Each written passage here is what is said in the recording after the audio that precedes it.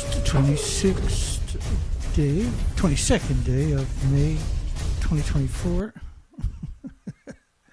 Where the hell did 26 come from? Who knows? I'm going to be your host tonight, Dana Durnford. I'm also known as the nuclear proctologist.org. You can call in to these live shows at 709-589-4406. That's where the 6 came from, right there, look. 6. There's nuclear scientists, whenever there's dead whales, they go and get suntans, right? And 36 years of dumping nuclear waste into the ocean and getting away with it. Is it any big surprise that every nuclear power plant now has pipes with no checks and balances, just dumping nuclear waste into the oceans worldwide? And your fresh water, like the Great Lakes, Lake Huron, Lake Ontario, Lake Superior, the biggest aquifers in North America. What a stupid industry. And it's our fault because we've never held it accountable, but they should never have been this crazy, what they got done to us. And so YouTube said last night, I got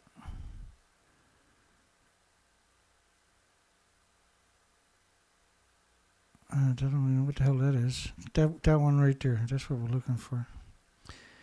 250,000 views. And he put this stupid little face there laughing at me, look. 250,000 views, 767 videos. So literally no views at all. Since they took down my site with 25,000 subscribers. Some of those videos had millions of views. So I've averaged 325 views per video. I wonder how many hours they snatched away from my videos. So last night when the video was over, I had 2 views. 2 views. And normally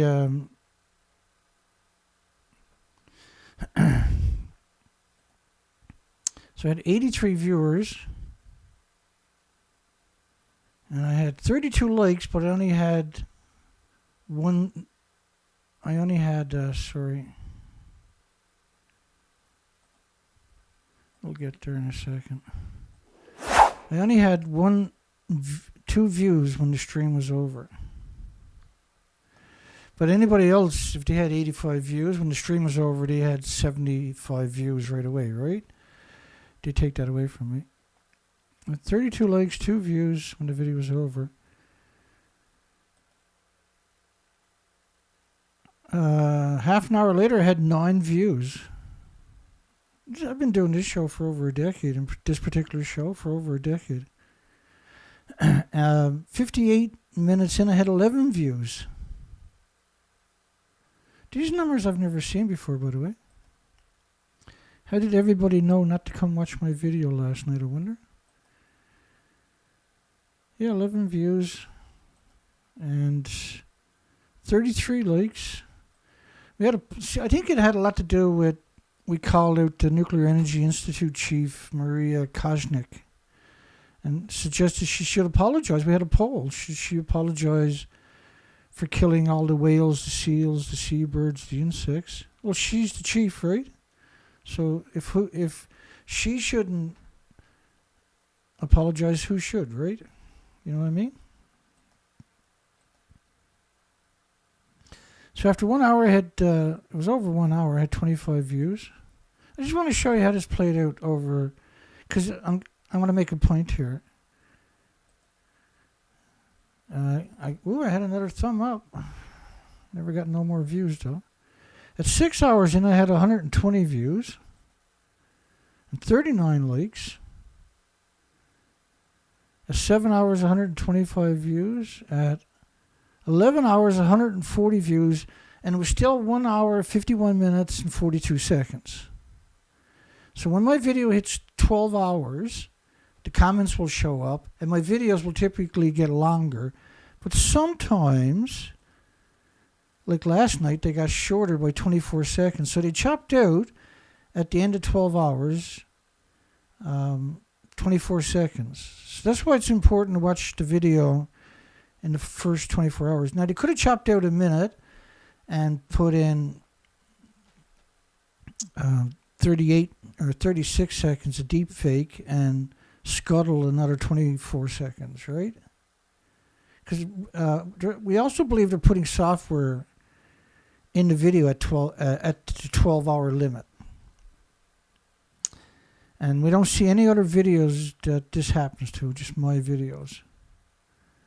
And of course, I've been doing this show for a very long time. So there's certainly a lot more people than what you're seeing watching the video. There's no way. This topic is what I often describe as hardcore. And so they snatched 24 seconds from the video. Japan can finally release Fukushima water into the oceans. 2-year UN review concludes. Now, when you look at, say, Reactor 3, would you agree with me that something got out of the building? Or would you agree that everything got out of the building? How about that? And so that's one of the reasons we got a poll tonight, asking that very question. Is this Japan's 4,867 straight days of releases of highly radioactive Fukushima water, not the 5th release? So the official story is this is the 5th release. The official story is nothing got out of these buildings. In fact, the official story as of last year is that never even happened. And this was orchestrated by, these are monsters anyway you can describe these people, the International Atomic Energy Agency. So, and they're not even acknowledged it, they're only suggesting tritium levels in the 6th batch, and this was 2 days ago, of the Alps treated water is far below Japan's operational limit. Now, I've done an entire show just on that story. It irked me that much. And so this was the original footage. Now, they were growing, they said flounders, halibut, and abalone in the water from the tanks, and to prove that it was safe before they started releasing August the 24th, their first batches. But I would contend that the reactors are actually destroyed.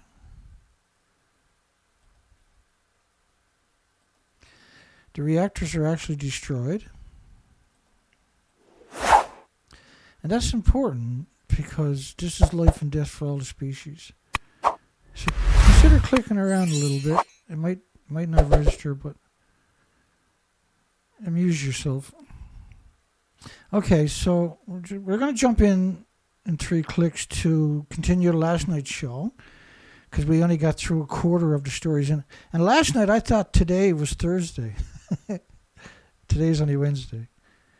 So we're going to do a die-off show tomorrow night. My apologies to anybody that was hoping for the die-off show tonight. And by the way, they're such difficult shows to do. I usually leave it for the end of the week, typically. And then Thursday night is the end of the week for these shows, and I start on Sunday. Right? So you got Thursday, Friday, Saturday, Sunday for people to soak it up, right? And so these next 3 are important because remember what the poll is, right? The poll is this Japan's 4,867? Actually, I think it's 4,869 days now. Straight days of releases of Fukushima water. So 2013, November, they're saying they're at the top of a building that doesn't even exist. And that's these people here. And we got videos. We're not going to play it right now. We might play it later, but we play the videos a lot. And, I created this like 10 years ago in 2013. And in 2013, that's what the building actually looked like in the first part of the year. And they put a contraption over it to hide it. And then they claimed that they were actually the United States, CBS, BBC is United Kingdom, Rupert Winfield Hayes, CNN, they're bizarre creatures. They're actual absolutely, they're the military-industrial complex owns them, right? And ABC Australia, Cecilia Vega. So, think about this statement. Half the people in Japan were close to being evacuated after the start of Fukushima. Now, the reason they didn't evacuate it is because they decided to pretend it didn't melt down. But, flash ahead to 2023, where they're claiming nothing got out, and everything is safe, and there's only tritium, but there was no tritium, and everything is in the tanks. But the reality of it is the tanks, of course, are the cover story for the missing reactors. You can't like you're pouring water over the remains of melted reactor cores. You can't put that in tanks. You can't filter it. All the atoms are the same size. So how can you filter one atom out? It simply can't be done.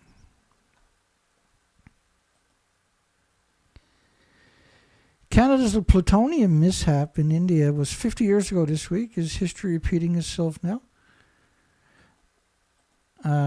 Gordon Edwards. I don't have any respect for Gordon Edwards whatsoever. Zero respect for that person. He refuses to acknowledge Fukushima happened. He refuses to acknowledge the faked reactor 4, faked reactor 3, and yet he's one of the biggest mouthpieces here in Canada, claiming to be anti-nuclear when he's everything but. Yet this week marks the 50th anniversary of one day in May when Canada, peaceful nuclear image, it was a fake peaceful image. Canada's completely controlled by the nuclear industry since the late 40s. On May the 18th, 1974, India shocked the world by conducting a A-bomb explosion they called the Smiling Buddha. And the explosive was plutonium. They had a plutonium bomb, like the Hiroshima, or Nagasaki bomb, rather. The Hiroshima was a uranium bomb. They knew it was going to work, because they made two different bombs. They knew both of them would work. They just wanted to use it, show force, flex their pea-brain muscles. Obtained from a peaceful research reactor, a gift from the Canadian government in 1954.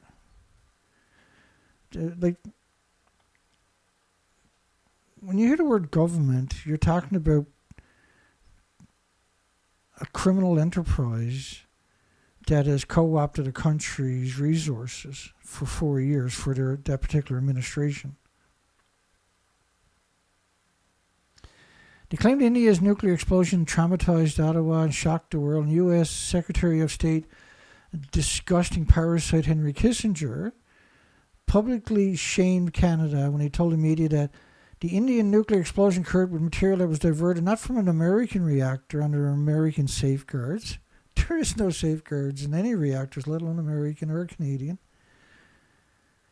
All the fuel pools are hemorrhaging radiation into the ecosystem. But from a Canadian reactor that did not have appropriate safeguards, the statement conveniently ignored the fact the U.S. encouraged India in its reprocessing technology. So, yeah, Canada gave them the technology for the reactor, but the Americans showed them how to reprocess. And which is illegal in America right now, is to reprocess, except for some experimental scum that are doing it. And India's nuclear explosion led to a de facto ban on commercial reprocessing in Canada by the degenerate Trudeau family, following an explicit ban on reprocessing by U.S. President Jimmy Carter. And the de facto ban in Canada remains today, despite the industry's effort to overturn it. And there's two British companies that set up here a couple of years ago in New Brunswick, and they want to reprocess the Canadian fuel and use the fuel for the so-called small modular reactors that don't exist. And none of these companies, by the way, have reprocess or applications into the regulatory agencies for licensing. So they don't have a reactor design into the regulatory agency, but they're pushing for the reprocessing without something to use it in. So it's very sinister what we're talking. Every facet of the nuclear industry is always insidiously sinister. And when we cover the news, what we try to do is cover, because there's so much propaganda, we just want to cover the lies. And every single story, unfortunately, is going to be plugged up with lies. And you can't cover it all. So just cherry pick the lies in each story. Because you literally have to cover every sentence in each story to deconstruct the lies. Canada began a legacy of nuclear excellence. It's the second country ever to produce nuclear power. The CANDU reactors in Canada are the most polluting reactors in human history. The Pointe-le-Pure, New Brunswick, St. John's, New Brunswick, releases legally the equivalent of a massive nuclear accident every year in tritium, which is 14,600,000 trillion atoms, because they can't contain it. So they said, well, it's legal. And so these reactors, these CANDU reactors, are death machines. These numbers, like the United Kingdom might release 8 or 10 trillion atoms. Canada releases 16,600,000 trillion atoms of tritium each year legally. There's a lot more than that released from the tritium sign factories. We have a couple of sign factories, and they're legally allowed to have major accidents that would normally. The whole industry is insane. Canada is one of the worst ones, though. And despite all this, Public Safety Minister LeBlanc fronted a media event in 2021 in St. John's, New Brunswick, that raised the questions about the government's commitment to the peaceful atom. He announced $50 million in funding to the Moltex company, which covered quite a bit since they showed up. And their whole foundation is built up on grants from the government. In fact, what the government had done originally, there was two of these companies, was the New Brunswick government had started up a shell company. And the shell company got $10 million from the provincial government. And then they gave $5 million to Moltex and $5 million to another company at the same time doing the same thing, these are British companies. And then they closed the shell company. So, legally, the government didn't give it to Moltex to get started. It's the strangest thing imaginable, and you can't hold them accountable, apparently. So the Pointe-le-Pure nuclear site releases 14,600,000 trillion atoms, which is the equivalent of a major nuclear accident, because they can't contain the tritium, see? And a U.S. expert stated that Canada's support for the Moltex technology could be used by other countries to justify their own plutonium acquisition programs. Well, all you really got to do, Japan picked up 30 million one-ton bags, is go down and just extract the plutonium you want from those one-ton bags. It won't take you long to get enough for a dozen bombs. You remember that the Fukushima reactors, because the fuel pools are all lost too at the top of the buildings, you're looking at least 240,000 pounds of plutoniums, isotopes that were released. These numbers are unprecedented numbers. This super important story, and one of the reasons actually we're doing this particular show tonight, because the urgency of the story. We got a couple of articles on this tonight. Those sickened by the U.S. nuclear testing program take their fight to Congress. So this is the survivors of the nuclear weapons fallout. And the weapons program, there was all kinds. Like the Manhattan Project, Hanford dumped 450 billion gallons of radioactive, gone through a chain reaction and sludge, because it was in its inception back in those days, dumped it into the soil right alongside the Columbia River. And that's equal to an aquarium 6 feet wide, 518 feet tall, wrapped around the entire planet more than once.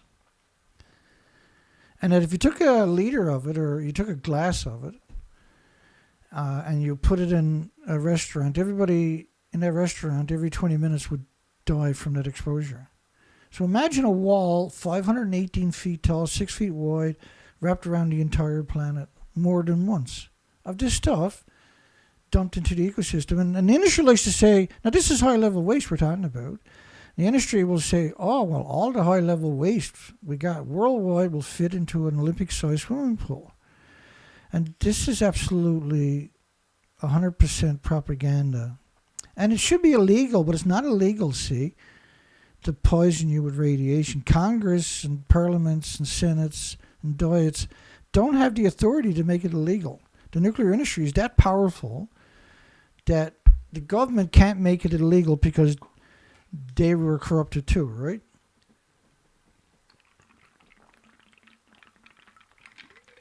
And if you made it illegal to poison you with radiation, they couldn't murder you in your hospitals with it. They couldn't destroy your health with it in hospitals. Will mark the last chance to fight for families sickened by the nation's nuclear testing program.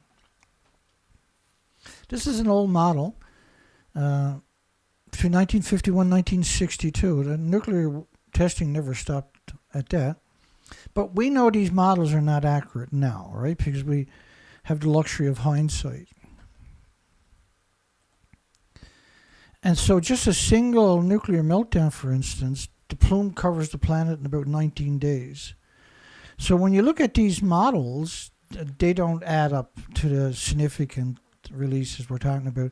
Because each of these so-called lines had to be at least 2 nuclear weapons with the wind blowing the same way. And so this model doesn't quite do it. The whole country and the whole planet should be an invisible, because it's covered in a plume of radioactive fallout.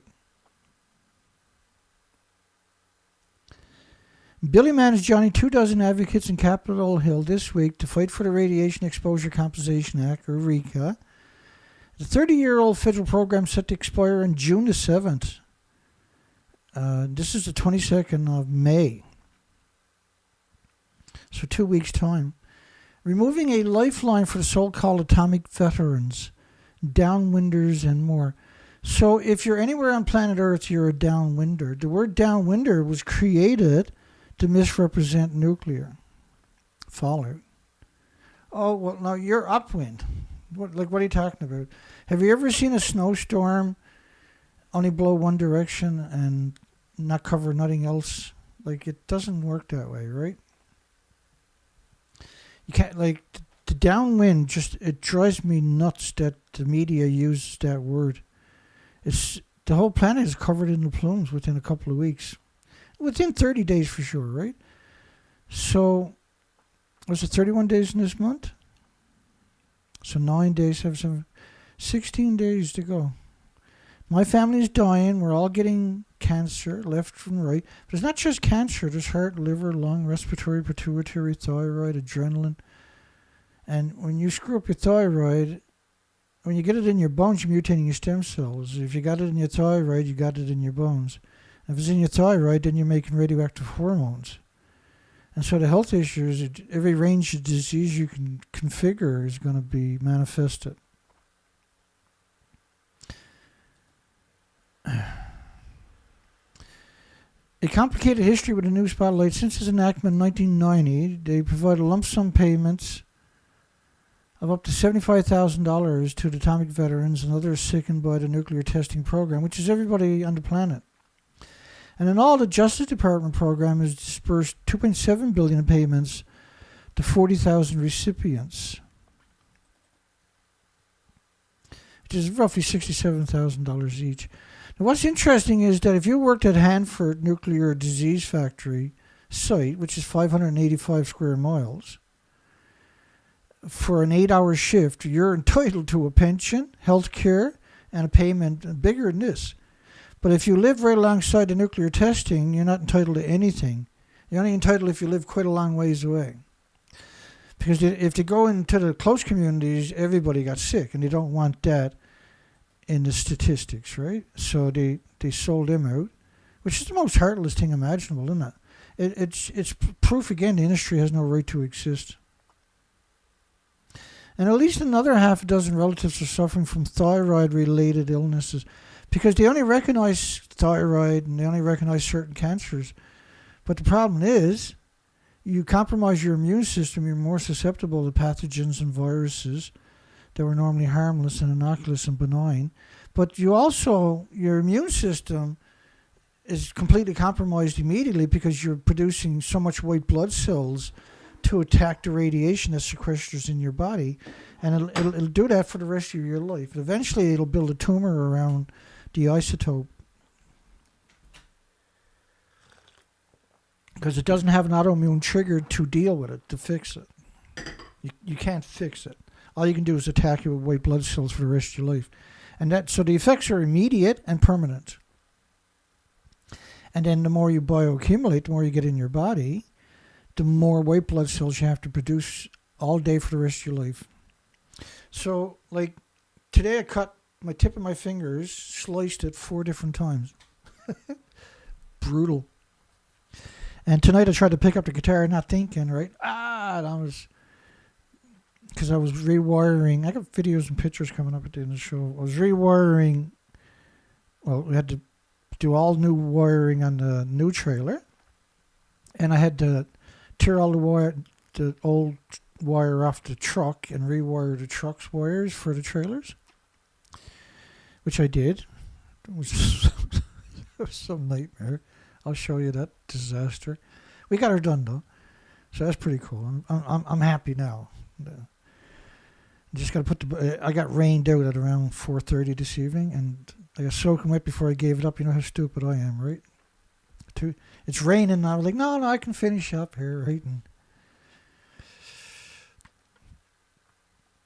that'll teach me for a couple of days anyway. I would often go home for funerals, and everybody in La Rosa were dying of cancer. Everybody in the community are dying of cancer. Just the most terrifying. I'm not laughing, that's the gallows laugh, right? It's the most terrifying statement imaginable. And cancer is just one of the endless diseases and illnesses and autoimmune deficiencies and injuries that'll manifest. There's no industry in the whole La Rosa basin but for White Sands missile range where the Trinity bomb was detonated. And they're not entitled to the RECA. UK government unveils a plan to increase the nuclear workforce by 50%. We've heard, like the UK, we've heard all of these nonsense. Does anybody remember this clip? This clip is... This was a Constipated Party 20...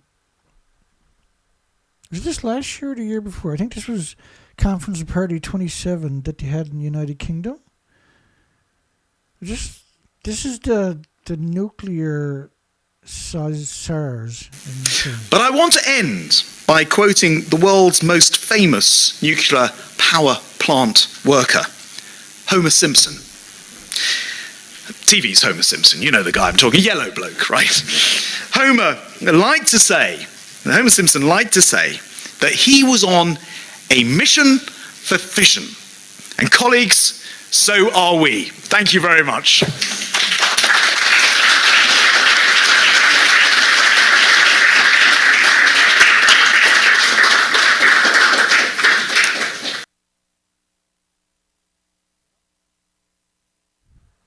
A mission for fission.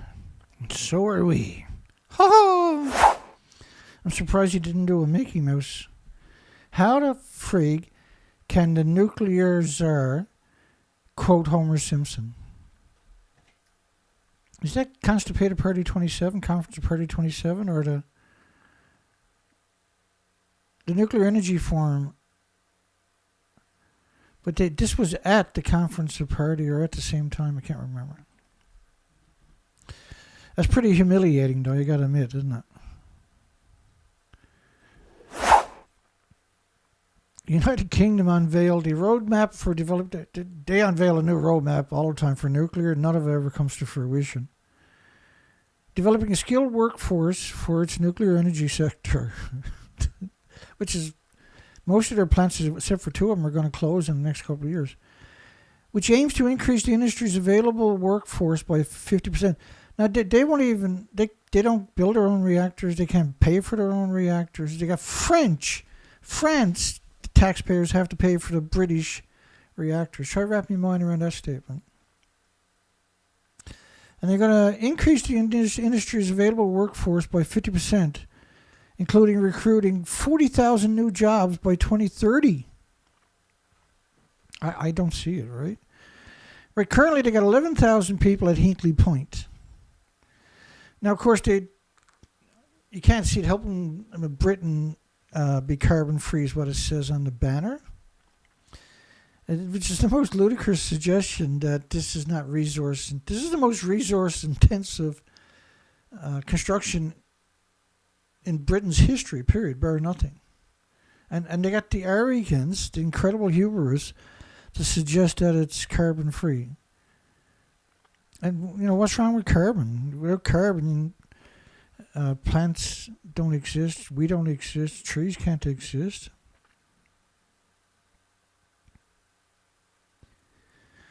Let me play that clip of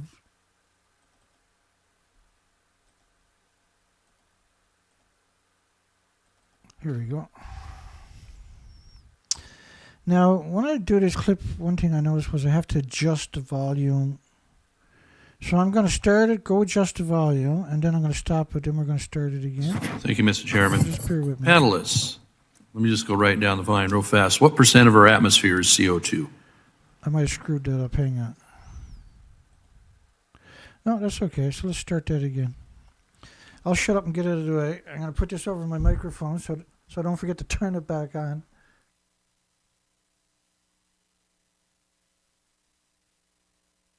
Thank you, Mr. Chairman. Panelists, let me just go right down the line real fast. What % of our atmosphere is CO2? Take your best guess. You don't have to be accurate.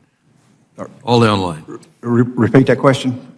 What % of our atmosphere is CO2, carbon dioxide?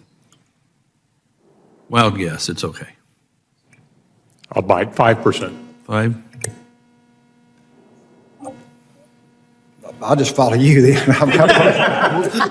We'll go 7. That's my favorite number. I'll see their 5 and suggest that we know that transportation causes 49% of CO2, so that's why we're all working on energy transition. All right. So what number do you think it is? 5. 5? How about you? I didn't hear you, Mr. Dreyer. 7. 7. Did you have one, Mr. Boyd?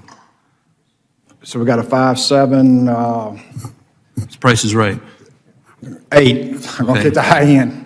All right. Well, I appreciate that, and I don't mean to put you on ice. I ask a lot of people that because all we hear is climate change, CO2, CO2. I heard a couple of you on the panel saying you're looking to change your vehicles to electric, even though we don't have the electric grid.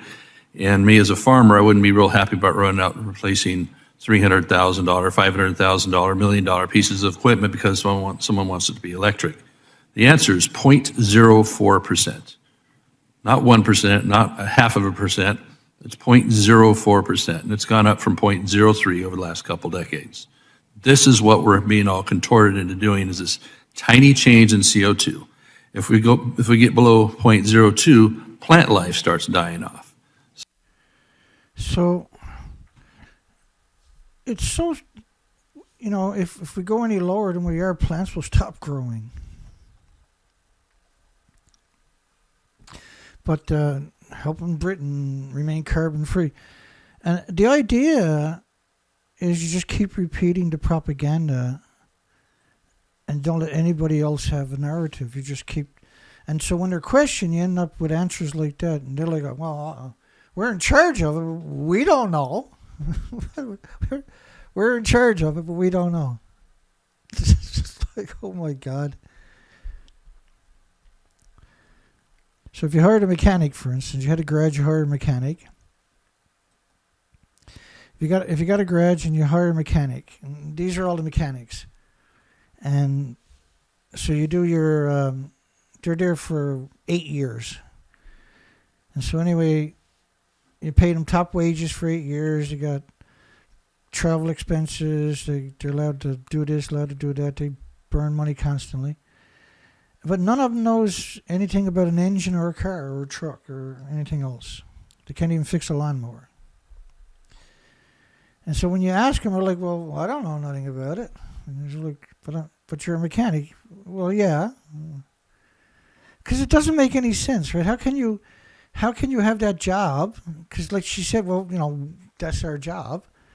But they don't even know what the percentage is. And when they're asked to give you a percentage, they're just throwing numbers around. Like one says 5, one says 6, one's 7, the next one like 8. They're just wild. Not even like it's, and it's so far off their fact, right? Because it's 0.04. So when you're talking about 8, oh my goodness. And that's who's running your country. So this, when you look at these sites, they'll show you these pictures, right? It's still like the minute that because critical thinking skills are not taught in school, right, or universities. British workers are the most depressed in Europe. And 1 in 4 is diagnosed with illness. That's because the nuclear plants are hemorrhaging radiation 24 hours a day.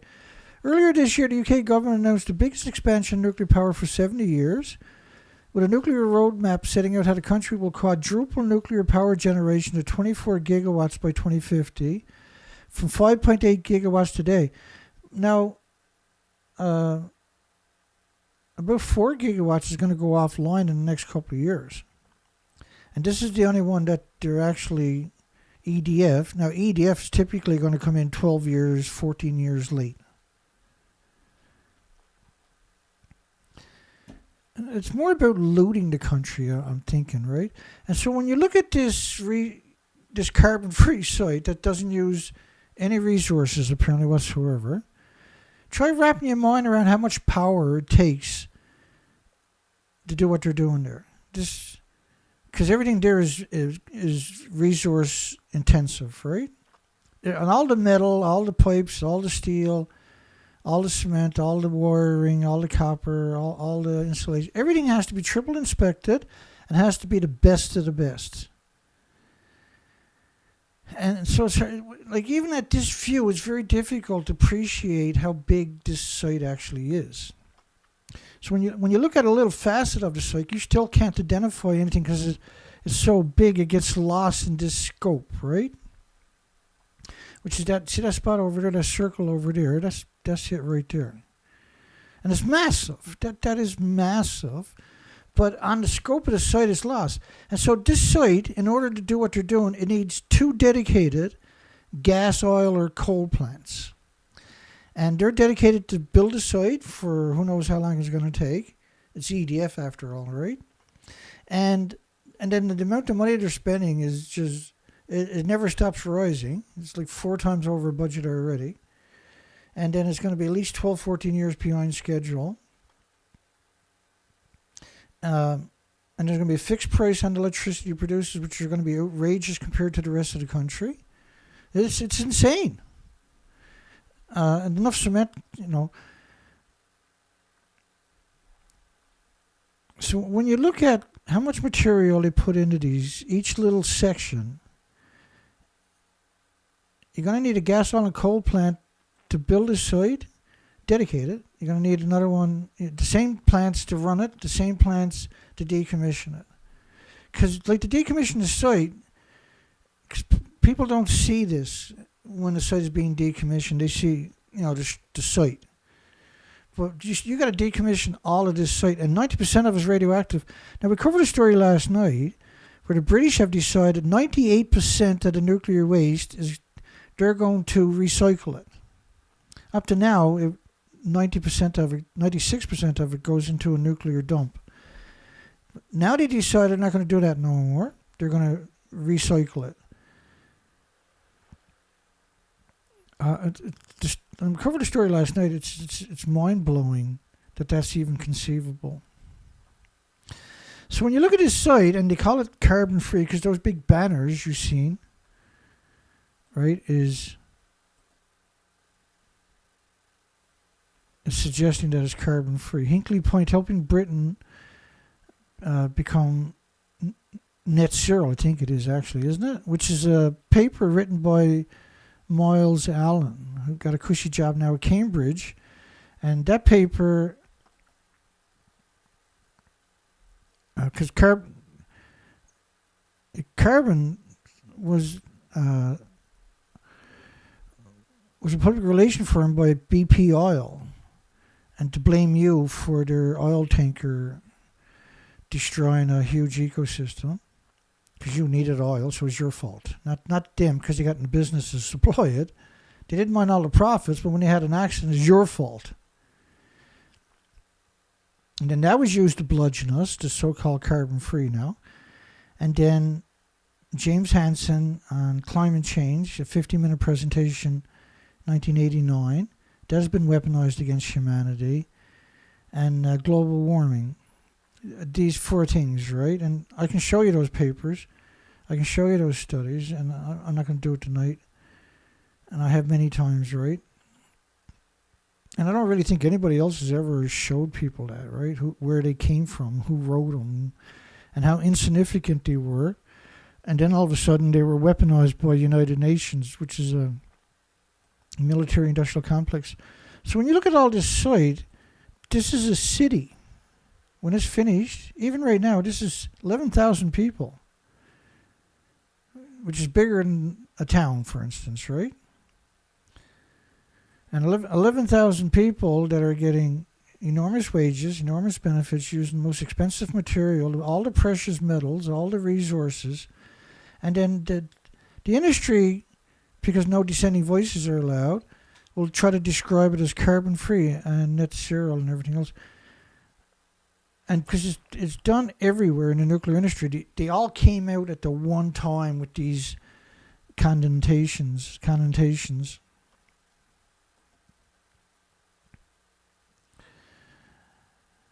The government should not return, this is Taiwan, the government should not return to nuclear energy.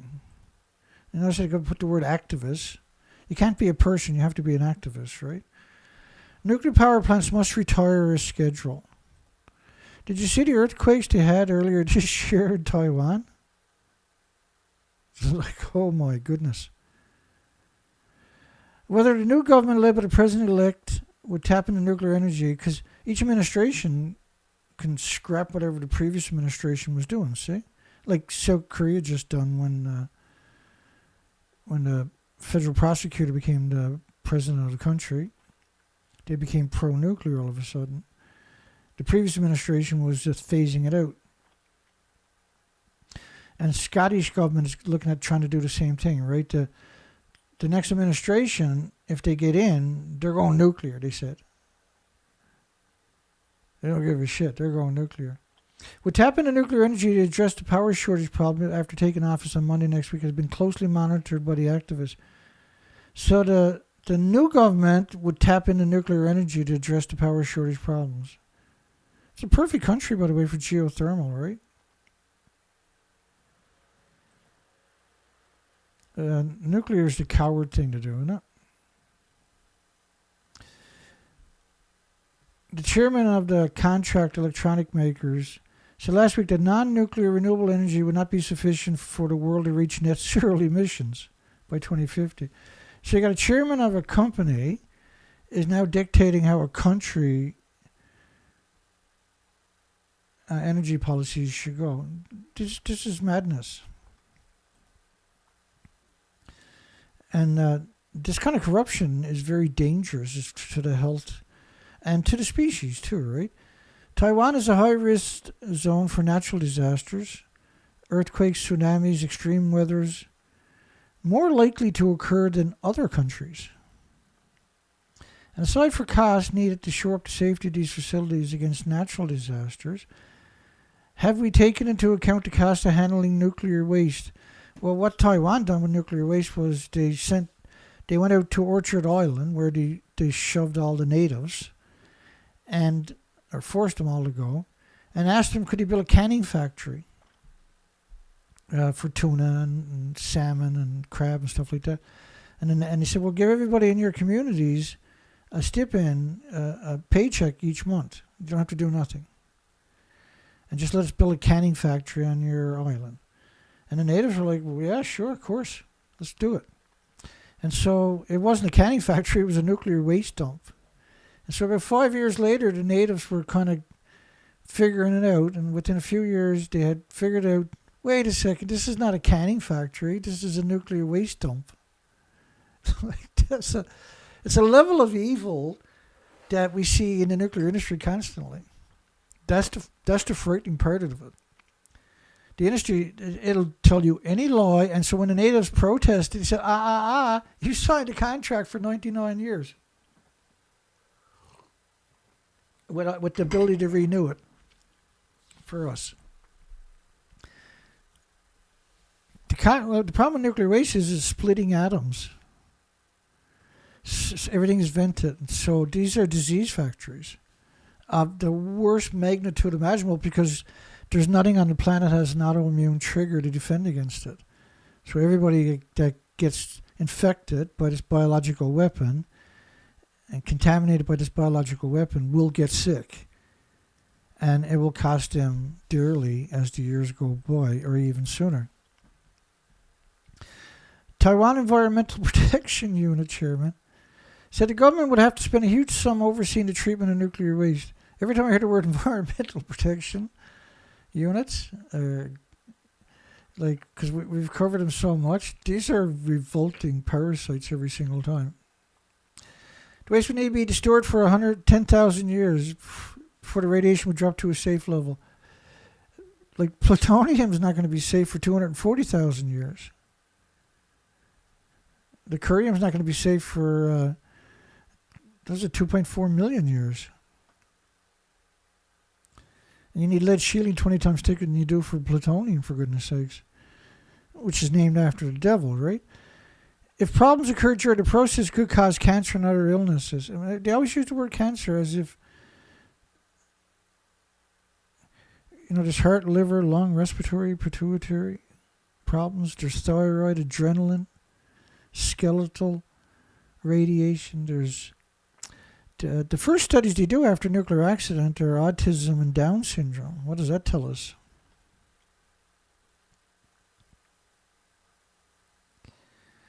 And it's expensive and dangerous. Well, that's good. Appreciate them saying that.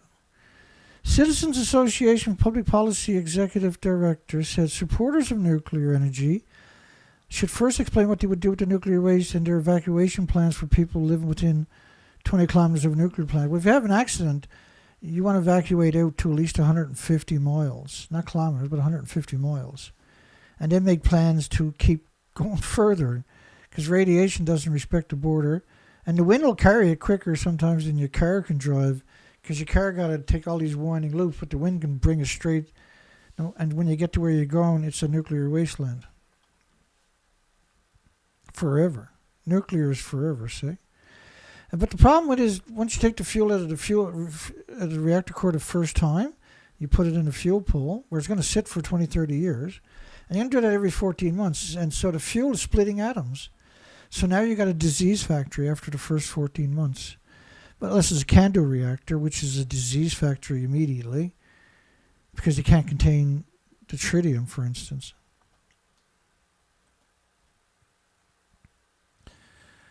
Taiwan has the natural resources to develop geothermal energy at the very, very, very bottom of the story, the very last words, geothermal energy. The very last words. Why wouldn't you put that at the top? Because the average person is not going to read the story, right? Maybe 15% will read those. And a lot of people won't even read the last couple of paragraphs. Blah, blah, blah.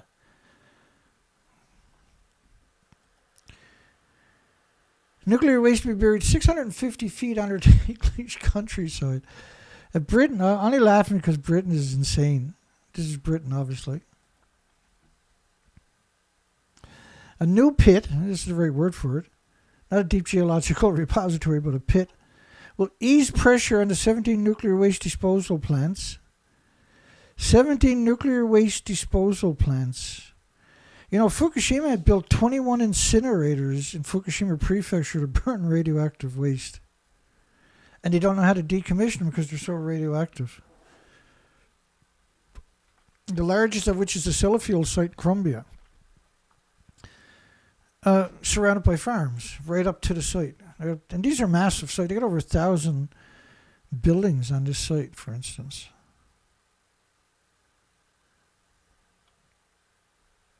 They have cancer clusters. You try to blame it on the flu, right? And academic studies now, they were peer-reviewed, where they blame cancer, leukemia clusters in children on the common cold. Our population mixing. This industry has no checks and balances, so they'll just say whatever they feel like it. They'll do whatever they feel like. Like the current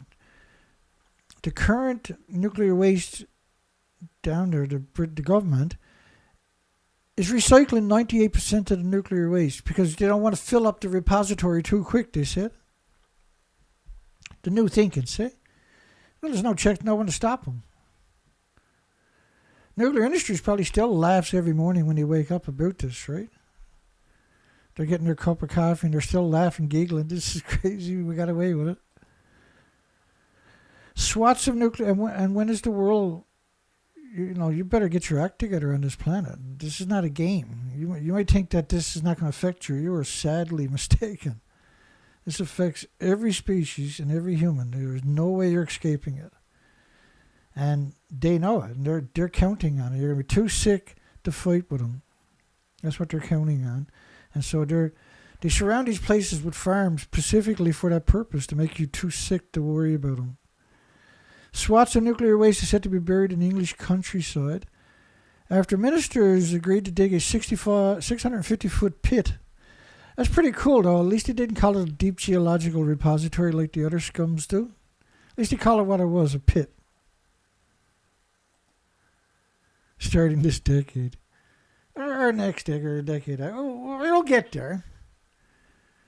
We got to keep farming. As long as you keep farming, you can keep the radiation doses around the site pretty reasonable, because you're shipping the food to the supermarkets that are radioactive every number of months, right? That's what they're up to. Top Labour donor joins a campaign to stop Hinkley nuclear plant. And how many nuclear plants have they scuttled over the years? It's ridiculous, isn't it? A couple of hundred. So it's not like it can't be scuttled. And Hinkley Point is just, it's a nightmare. Billions of taxpayers' money on power station. That's being pretty polite. And they got a nice flattering picture of him with his tongue out. Millionaire Labour donor Dale Vince has joined a campaign to block Britain's biggest nuclear disease factory. Monticello residents speak out against nuclear plants. Now, Monticello they had acknowledged there was 400,000 gallons, they said, leaked. They're always going to use the word leak, even though 10,000 barrels is not a leak, okay? So 400,000 gallons, 1.2 million liters.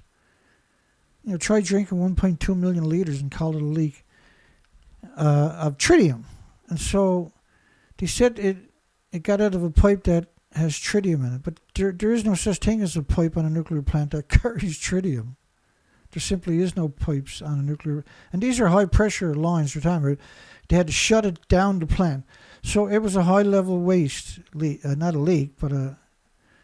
Now, what made it even more interesting was they waited 4 months before they told Monticello, which is right alongside the Mississippi River, and which is supplying millions of people downstream, that they had an event. And they call it a leak. And so when they finally told the population there was $400,000 that escaped the site, and they said it was contained on the site. Now, this is winter, minus 30. So water is not going to soak up in the ground at minus 30 degrees temperatures. it's just going to run right down, because this is hot water on top of it. It's just going to run straight down a hill, which is not very far away, to the Mississippi River, which has thousands and thousands of farms downstream, by the way, and the drinking water for millions of people, and it ends up in the Atlantic Ocean.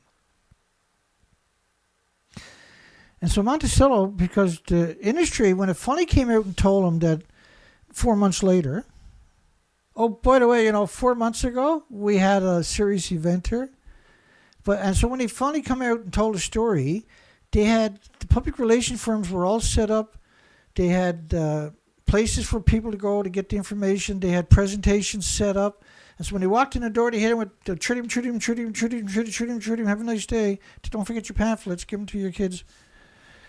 And this industry and everybody that participated in that should be charged criminally with genocide.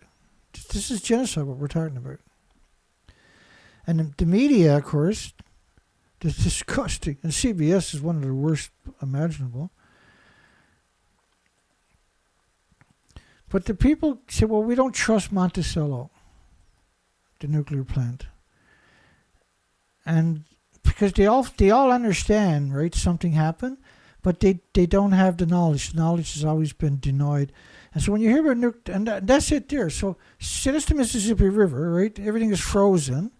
You had hot water hemorrhaging out of this, 400,000 gallons. It obviously was a lot more than that. It was probably 100 times more than that. The whole story is insane, because we covered it for like a week and a half when it was big news. We covered every story we could find on it. And what we discovered right away was it's downhill right away into the river. So this is where it all ran. And they claimed it all got soaked up into the ground, but it doesn't work that way at minus 30 degree temperatures, right? And that's the drinking water for millions of people. And this industry is unapologetic. And it was very effective at this deception too, by the way. We covered it extensively, as we do it all in nuclear. And, we're just... Sometimes I wonder if being honest is a flaw, right? I should just... Well, it's because it's an educational program meant to build resistance. I can't exaggerate or misrepresent stuff, because why would you anyway? What's the point? And second off, you're trying to educate people. You don't want to give them propaganda, because that's the nuclear industry's job, is to fill you with propaganda. But it seems there's an awakening in Monticello, and that people are starting to understand something happened, but they still can't put their finger on it, and they'll never find my videos. Now, this story really drives me nuts. The elephant foot formed by Chernobyl disaster is the most dangerous object on Earth. Of course, the most dangerous object on Earth is Medusa. I'll show you a picture of Medusa. Oh, there's a couple of Medusas. There's 4 at Fukushima. But the most serious Medusa, reactor 3, which was a plutonium mixed oxide fuel reactor. And that's infinitely worse than a massive disease factory meltdown like Fukushima reactor 4, which had around 8 reactor cores at the top of the buildings, and that's gone too. But this was reclaimed, reused, already used uranium, plutonium, had gone through a chain reaction again. So when it cooks off about 200,000 times hotter than a typical meltdown, which is a nightmare. Anyway, and to suggest that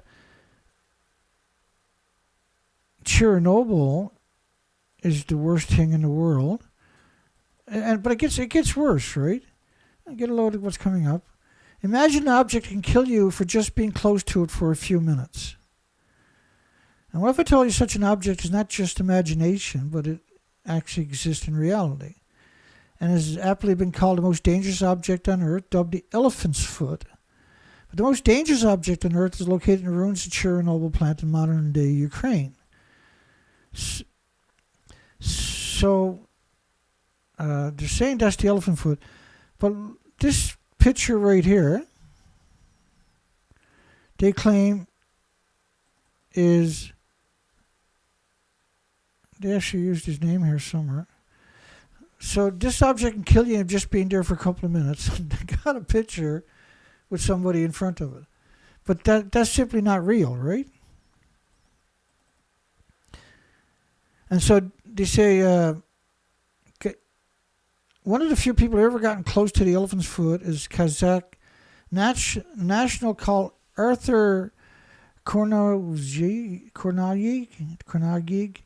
then deputy director of the shelter object, who was seen looking at the lava flow in one of the rare photos taken of it in 1996. So they're saying that he's actually stood up in front of it, of an object that can kill you in a couple of minutes.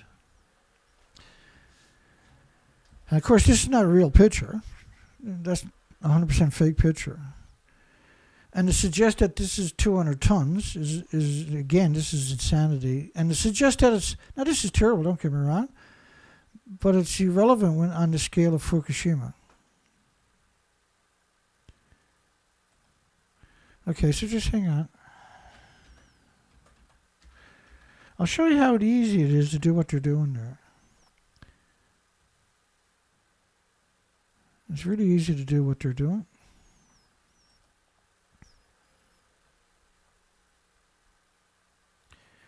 I think I got it. I think I got it.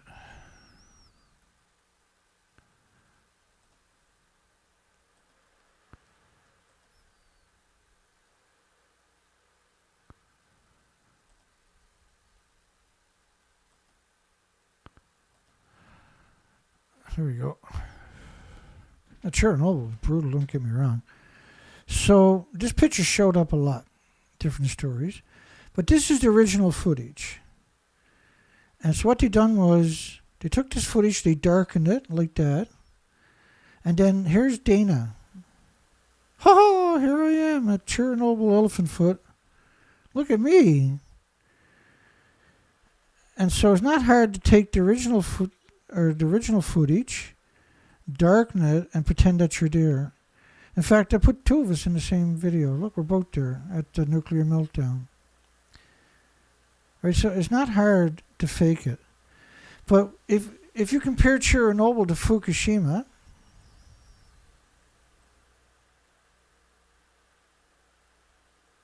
I forgot to fix the volume after the last video. Hopefully. So here's what Russia said the next day about Fukushima compared to Chernobyl.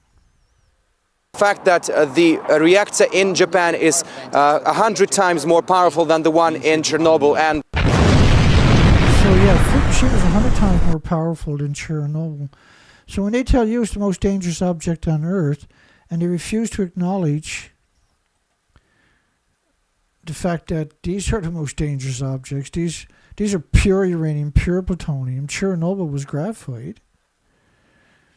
That is the problem. That's the problem.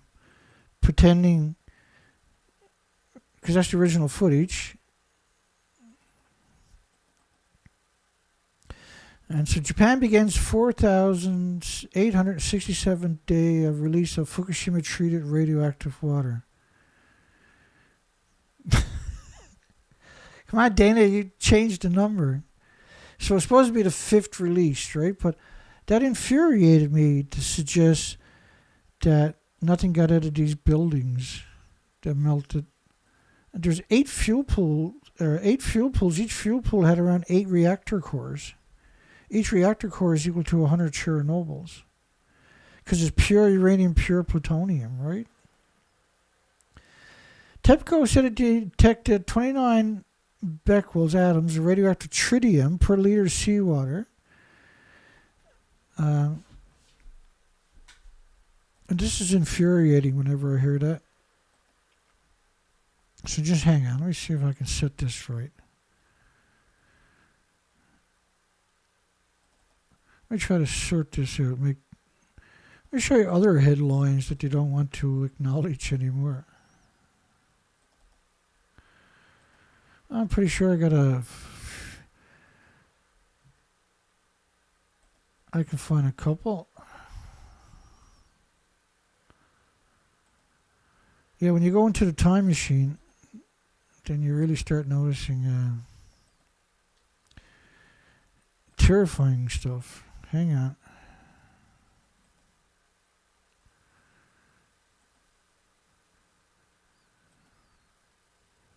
Here we go. La di da da da da. I got so much I can't stop clicking. Okay, two more. Let me get two more. So officially nothing got out until August the 24th. Right? That's the official story. You go back to 2013, Japan Times, the major media in Japan. Fears marine life is being poisoned by nuclear material flowing from Fukushima.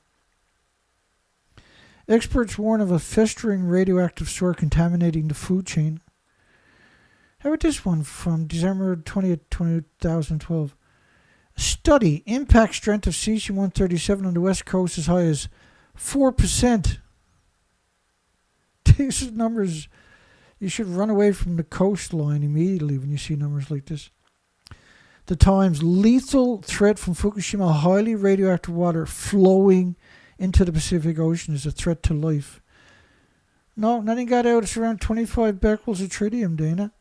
No, hang on a second. Radio, Fukushima Daiichi has contaminated the biggest body of water on the planet to harm marine and human life. The whole Pacific Ocean likely to have cesium levels 5 to 10 times higher. Now, never think of just cesium. Remember, there's all kinds of other isotopes, right? Authorities on the U.S. West Coast concerned with stunning news about Fukushima 2013.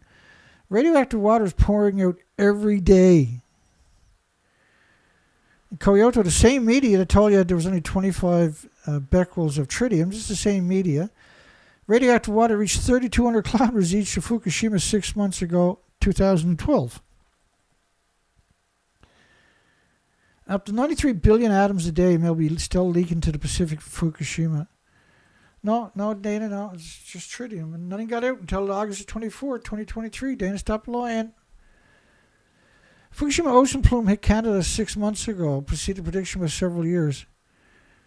Of course, it hit it right away. It hit it within 5 days. It was airborne, right?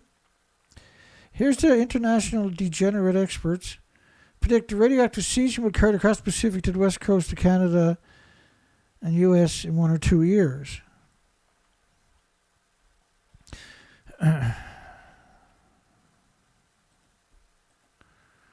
The whole story is insane. No matter how you look at the story. So, like reactor 3, was as high as the building behind me. You can't see it, but top of my finger there was 190 feet. But it actually ejected the reactor core and the fuel pools, 8 reactor cores, about 2 kilometers straight up.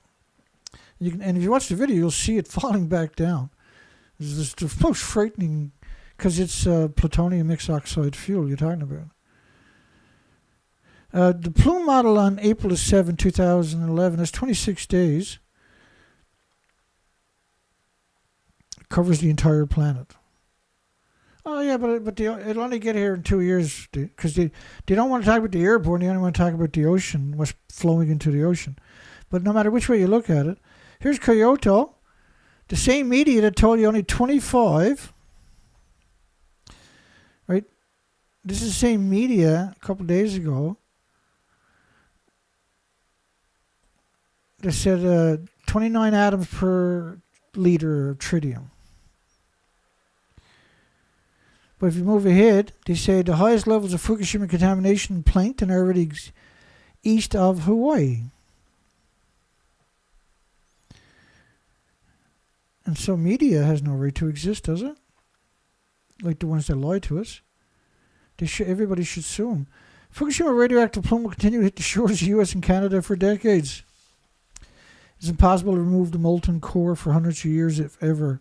And the flow of contamination from the plant will be virtually impossible to stop. That's 2013. Scumbag Calicut. After we left Japan, because Caldecott refused to acknowledge reactor 3 and 4, fuel pools are gone. Same as Arnie Gunnarsson, right? And Christopher Busby. After we left Japan, it felt as if the ocean itself was dead. Yeah, it was like I was under a trailer today and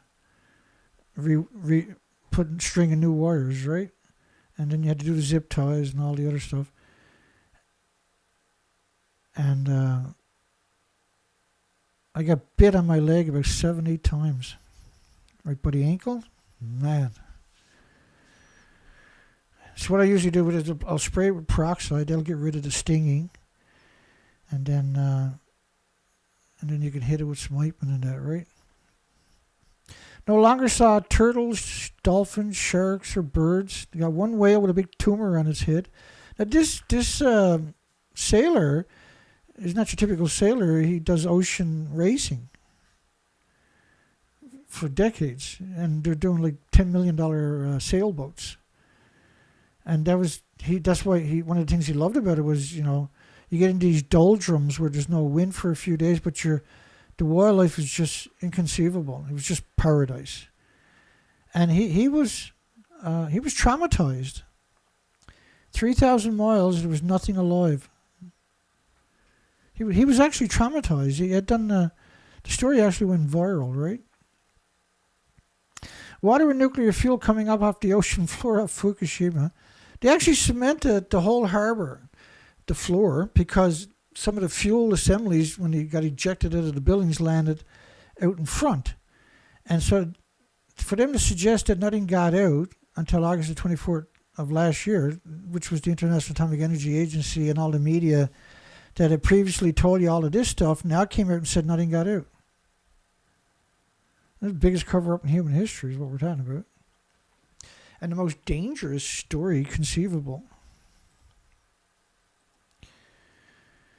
156 quadrillion becquerels of cesium-137 once in the basement, double Chernobyl. Well, it's not just going to be cesium-137, it's going to be the full range. Cesium's really bad because it pulses energy 600 feet every second. And it'll pulse through your neighbor's house and through the neighbor's house and through your house and radiate you all day in your house. Every second, pulsing right through your house. And you can't perceive it. That doesn't mean it's not destroying your chromosomes, your DNA, and everything else. World Health Organization is a specialized agency of the United Nations, responsible for international public health, but they don't have any sovereignty over any country. They're a corporation. They're part of UN, right?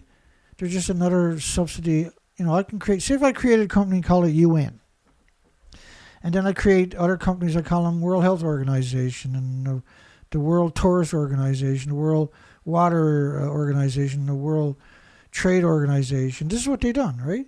And now all of a sudden, they're the arbiters. Now they're making decisions in your countries. They weren't elected. They're not appointed. These are a subsidy of what's known as a military-industrial complex, according to Dwight Eisenhower. And George W. Bush calls them the New World Order, right? Not just once, but over and over and over. Let me play a clip of it so you can get that bitter taste that I have all the time. Now he's talking about United Nations. He keeps referring to them as the New World Order. There we go. We have before us the opportunity to forge for ourselves and for future generations a new world order, a world where the rule of law, not the law of the jungle, governs the conduct of nations. When we are successful, and we will be, we have a real chance at this new world order, an order in which a credible United Nations can use its peacekeeping role to fulfill the promise and vision of the UN's founders. The New World Order, which is the military-industrial complex. That's who the United Nations is. They're the military-industrial complex, right? Netherlands' new government commits to expanded new nuclear role. And we see all new administrations now, like Britain, like Taiwan, South Korea, Scotland just announced a new administration going to be pro-nuclear.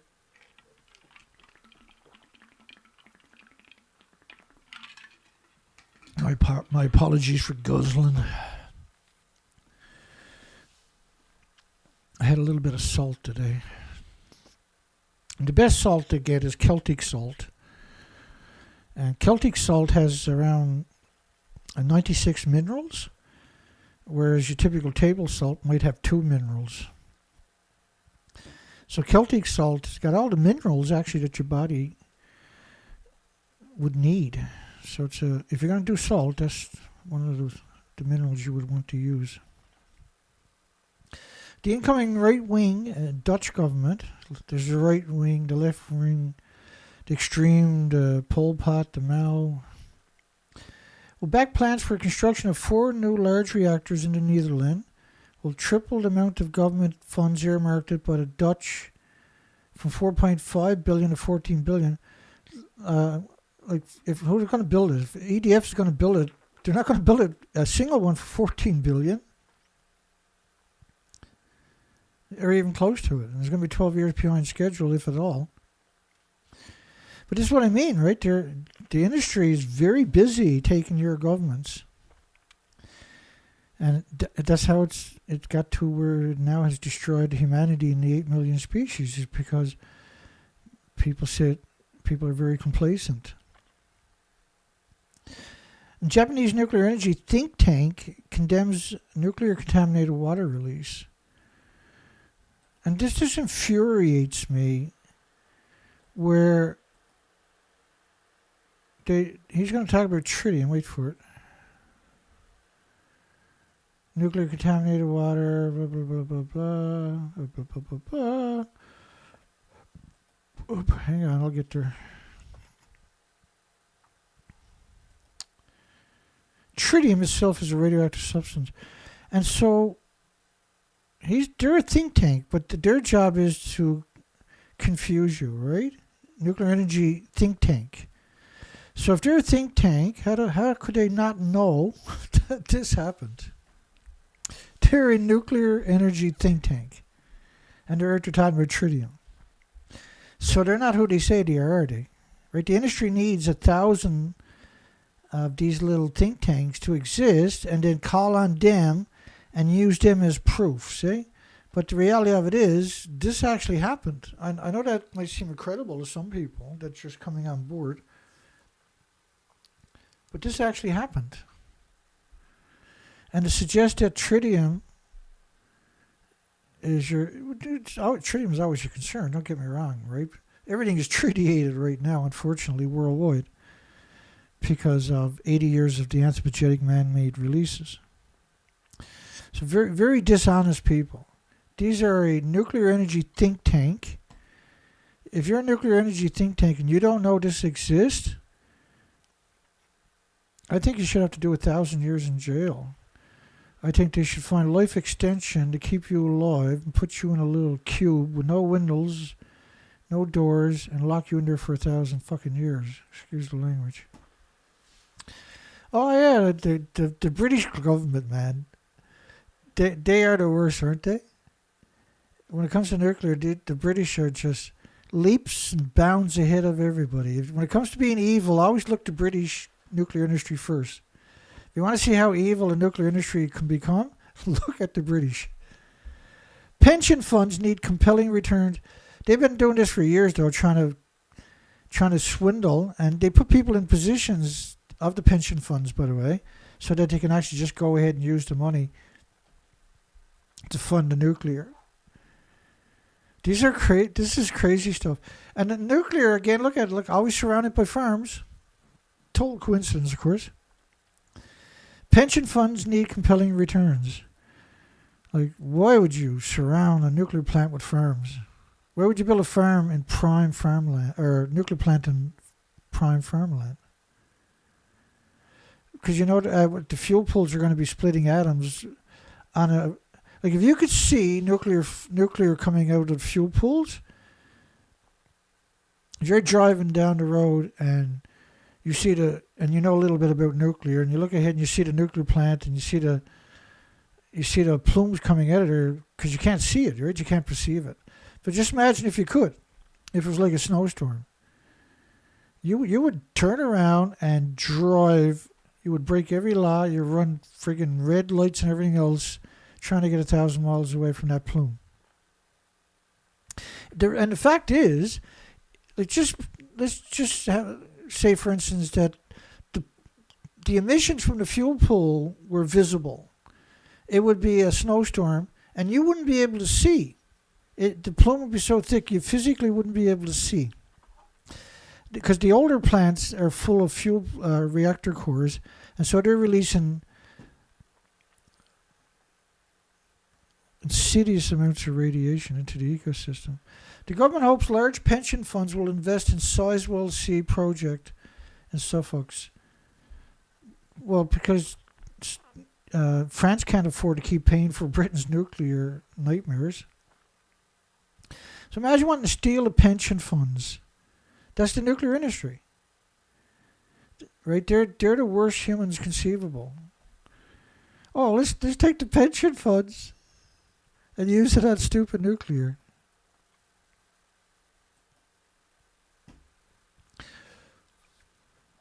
So they want to classify it as environmentally sustainable under the UK's upcoming green taxonomy. Because EU, right, which is non-elected government, and the vote was 590 to 560 to call nuclear environmentally sustainable. Of course, which is completely insane to suggest that it had any of those attributes.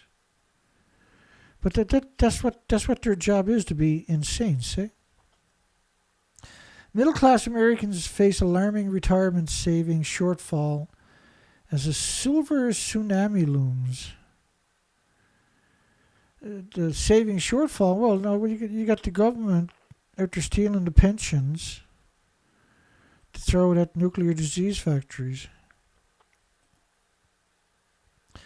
The Fed's $7.3 trillion balance sheet, this is the United States, is worrying the world's largest asset manager. Here's why. And whenever you see stuff like that, here's why. Their job is to sell you a lie, right? That's what a journalist's job is, to sell you a lie. The fantasy, the New York Times, 2024, the fantasy of reviving nuclear energy. Now, we covered this story before. The fantasy of revive. I'm going to cover a little tiny bit. This is a very long story. World leaders are not unaware of the nuclear industry's long history of failing to deliver on its promises. Yet many countries continue to act as if a nuclear renaissance could be around the corner. Well, there's obviously no nuclear renaissance. Right? There is no nuclear renaissance.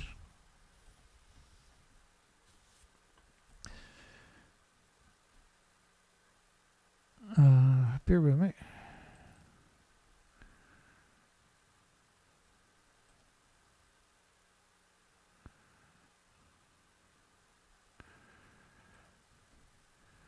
There is no nuclear renaissance, that's for sure. I'll show you what happened.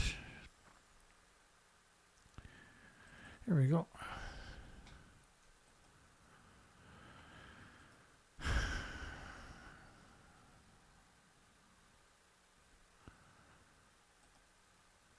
Sometimes I can't remember where I put stuff, right?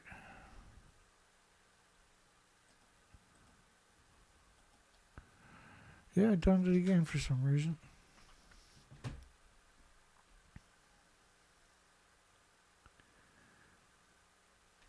Yeah, it's going to be one of those nights. Oh, there it is up there. I gave it the old 1-2. Here we go.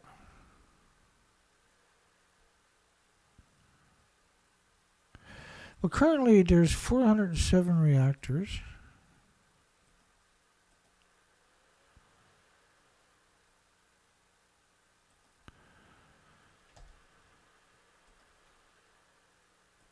Let's do this again. Here we go. I got it. So here's the statistics for January 2024, I think it was, yeah. January 21st, 2024, nuclear power suffered a net loss of 1.7 gigawatts, basically 2 large reactors in 2023. Went backwards.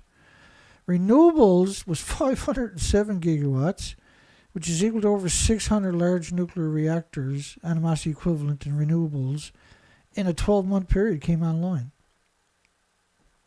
So how is nuclear, the most expensive, resource-intensive, and the longest to come to fruition industry, going to compete against something that curb stomps it? They can build over 250 times more gigawatts in a 12-month period than the industry can do in a 12-year period. I'm sorry, in a 12-month period.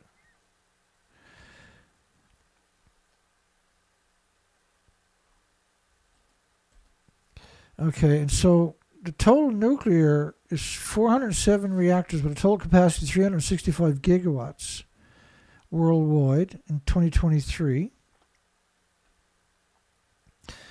365 gigawatts total for all nuclear plants worldwide, but renewable was 507 gigawatts in 12 months of renewable came online.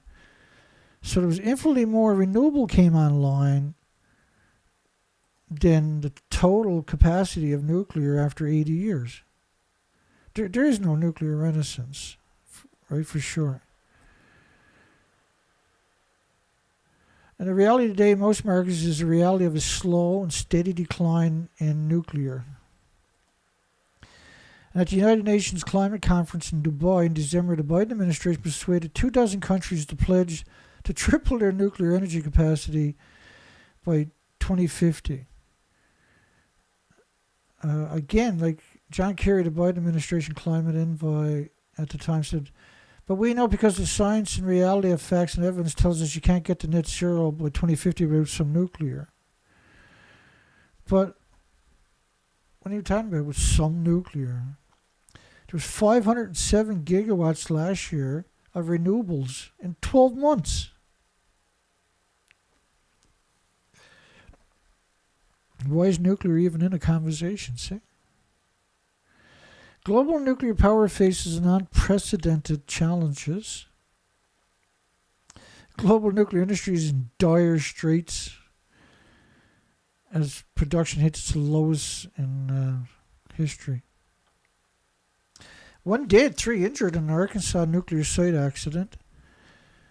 A worker was killed and 3 others were injured Sunday during an industrial accident at a U.S. nuclear power plant in Arkansas, was it? Yeah. That did not release any nuclear material. There is no danger to the public. Look, it took place in a non-radiation area. Don't look at me. No risk to the public health and safety identified. There is no danger to the public. They did not release any nuclear material. It took place in a non-radiation area. There is no danger to the public. There is no risk to the public health and safety. It did not release nuclear material. There is no danger to the public.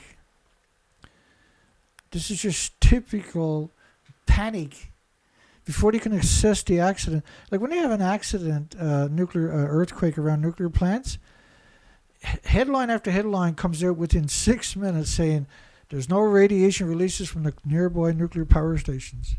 These sites are like cities. You can't quantify an assertion like that.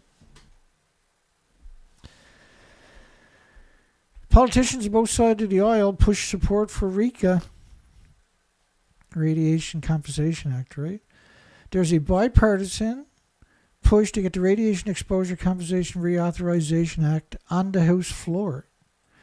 Yeah, you got 16 days left or something before it expires. Radiation exposure compensation. Why are they waiting for the last hours? The REGA provides compensation support for families living in communities with high radiation levels, not the ones close to the nuclear bombs detonation site, but the ones further away. These are monsters, boy. The high levels are the result of government nuclear testing. It's not government. This is a traitorous. This is an industry that co-opted your government. This is not government. Your government is not hired to fuck you up for the rest of your life.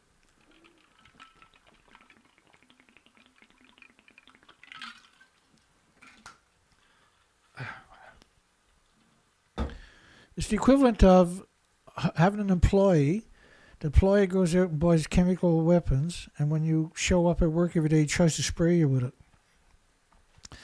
And that's considered that your community, right? We're not being given a good reason why the first community where a bomb went off to be tested was left out of the downwind county, Senator asked. Like, how can you call people downwind? The wind doesn't just like blow a straight line. The whole story is insane to use the word downwind. The whole country gets covered in radioactive fallout in 15 days to 30 days. And that's the consensus, right? I'm going to give you an example. This is a model based on 20 days of radioactive fallout from Japan. Of Neptunium-239.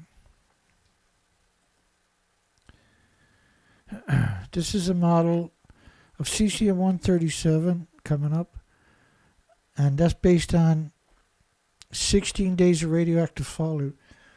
So a nuclear bomb is the same thing in many ways, right? So like everybody's downwind. Every insect, every bird, every mammal, every animal. Our future is downwind, see? This is about, what we do here is about, we're fighting so the future can exist. We're doing an educational program so the world can come to its senses and we can start a conversation about the most catastrophic thing that exists, which is nuclear. All nuclear power plants are creating plumes like this every day, by the way. These models are based on venting. They're not even based on nuclear meltdowns. That's the humiliating facet to this story, by the way. Anthony Albanese accuses the coalition of hiding key details on nuclear policy. Prime Minister last year at the opposition for failing to reveal why nuclear power plants, after extensive polling was done in potential electorates. What they done was opposition leader Peter Dutton's reply to the federal budget last Thursday omitted key details of the signature. So they were including the total cost and locations of 6 nuclear power plants to replace the retiring fleet of coal power stations in Australia. So Australia is probably one of the best spots we got on the planet for geothermal. And their deserts are perfect for solar, for goodness sakes. But why would you, like, you don't have any infrastructure. Why would, like, it's illegal, by the way, to build nuclear power plants in Australia, right? It's legislatively illegal to do it. But there's an enormous amount of the media in Australia pushing, with the Mineral Council in Australia, pushing for nuclear power plants. They don't have, who's going to build it? Australia's not going to build it. And it's going to be, you're talking about, you know, just to lay the site out, $500 million or something like that, to level the site out, put shale, and crushed rocks, and everything else. You got, and you need prime real estate to pull it off on top of that. And then to build it, you're looking at 14, 15, 16 years down the road before it comes to fruition, if at all. And you got to use up all the precious resources. It's 6 times more expensive than renewables on top of that. And why are you fighting and arguing over something that, let's face it, is never going to happen in Australia? And why not just come up with solutions? Why do that? Because that's what the nuclear industry is good at. It's good at destroying your ability to have a future. The reason you're struggling for energy in a lot of countries is because the nuclear industry won't let you come up with a solution. Well, there's got to be nuclear because nothing else can do it. But everything else is doing it. There's 507 gigawatts of renewables came online last year. And that the money that they're going to spend on their nuclear submarines, which is the stupidest thing conceivable, is enough to pay for geothermal twice over for the entire country that they're going to waste on a lousy 6 nuclear idiot submarines. And that the maintenance on these things for every day at sea is 4 days in maintenance when they come ashore. Like, Australia is not going to repel a country that wants to invade them. Let's face it. And the submarines is not going to be a deterrent. They're not going to be nuclear weapons on it. So they're not going to be a deterrent. What they are going to do is rob the country of $300 or $400 billion. And by the time they actually build it, now this, it's going to be $300 or $400 billion because it's never going to come in on budget. It's nuclear, right? He said we got 6 or 7 sites that are very supportive of nuclear future, which is simply not true. Every referendum they had down there was rejecting nuclear. But if they don't go out and do that, this is how they got elected, right? This is a clown show, basically.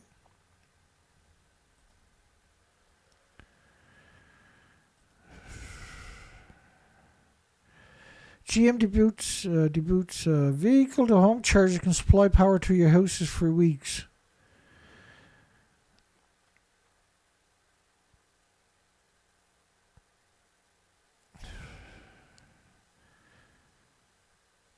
So they got a new bundle for 5 U.S. states for $7,300 US, not counting installation taxes. Like the idea is interesting, right? They're going to build 500,000 charging stations. So the Biden administration has invested $85 billion in the EV growth in 2021 and 2022. $85 billion in electric vehicle growth. And I've seen presentations on the theft of that $85 billion. Stunning. I can't remember the numbers off the top of my head. It was something like they were supposed to build 5,000 charging units. None got built. And there's $2 or $3 or $4 billion was spent. But nobody knows where it went because they never actually built any of these stations. Making the EVs more affordable for customers. And another problem with the electric vehicle was if you take electronic emission meters and you get into these electric vehicles, you're going to jump right out of the machine. You're not even going to wait for it to stop. You're just going to jump out of the machine because it's going to frighten the shit out of you. They can't contain the electrical... And it's not like a Nikola Tesla Faraday cage or something like that at all, right? These things are just electrocuting you. The whole story's crazy. There you go. Here, finally, nuclear is more than 6 times the cost of renewables. It's more, not less. So 7, 8, 9 times more than the cost of renewables. And so Australia's like, we got to get nuclear. We got to have it. This is our last chance. If we don't get it now, renewable shows up, we'll never see nuclear again. We got to do it right now before people wake up. That's what they're up to, right? And it's odd that Peter Dutton hadn't mentioned the commencement of the latest nuclear reactor in the United States or the price hike it caused consumers. It is, isn't it? It's hilarious, really.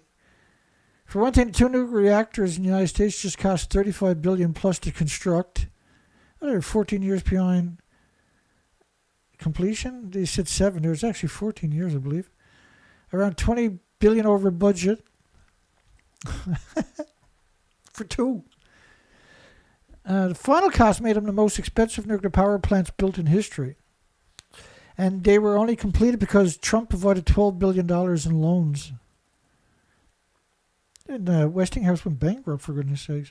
4,500 contractors never got paid for their services and their equipment.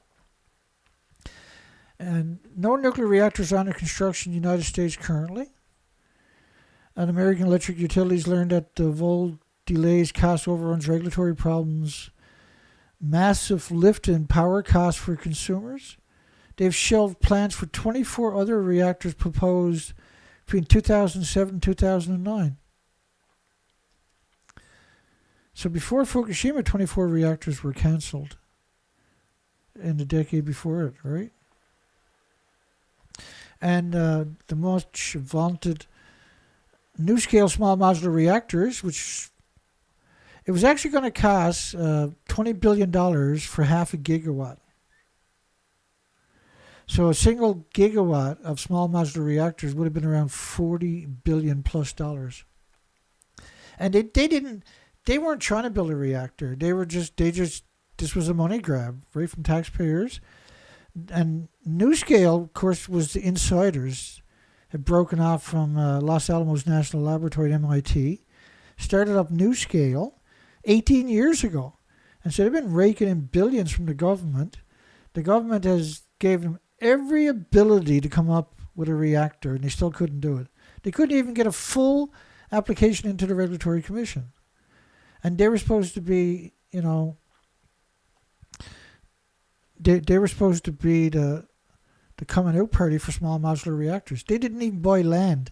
They didn't try to build a reactor. But they had everything you could dream of.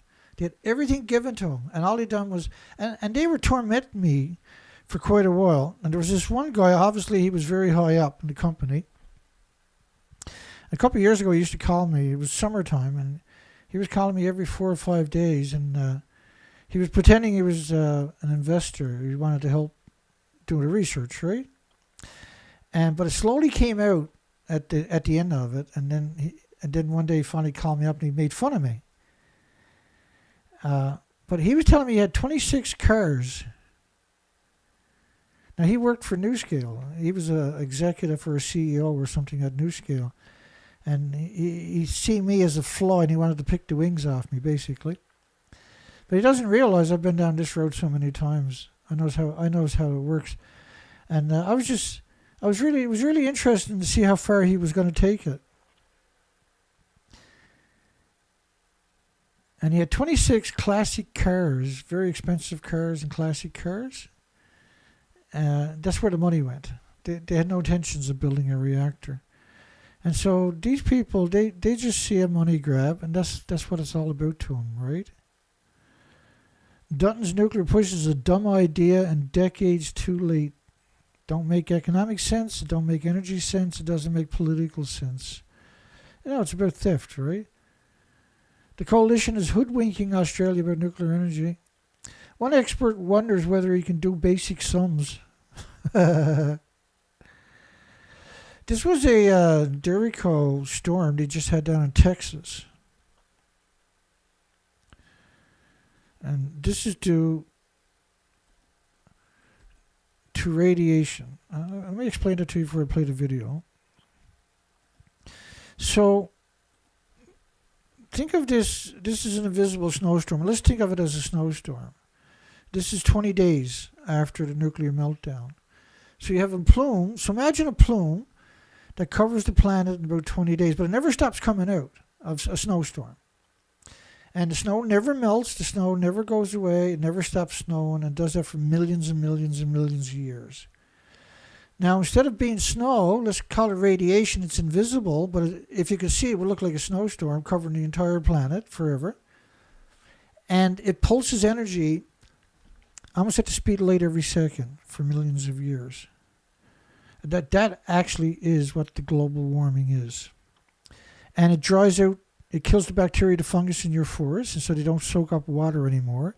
And so we predicted a lot of these things. We predicted all these storms, supercell cyclones, supercell typhoons, supercell hurricanes, and the Duricos showing up doing incredible damage and flash floods because the earth is not soaking up the water anymore because you kill the bacteria and the fungus.